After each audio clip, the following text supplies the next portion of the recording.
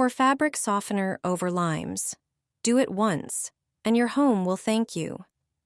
Take 3 fresh limes and gently score each one in a crisscross pattern, lengthwise and crosswise, without cutting all the way through.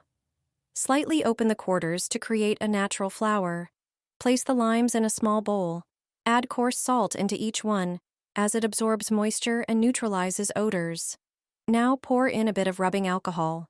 The alcohol enhances the effect and helps release the aromas. Add a few drops of your favorite essential oil. Now comes the main ingredient, fabric softener. Choose the scent you love most and pour 1 capful directly into the center of each lime over the salt and alcohol. Sprinkle cloves on top to complete the mixture and add a warm, spicy note.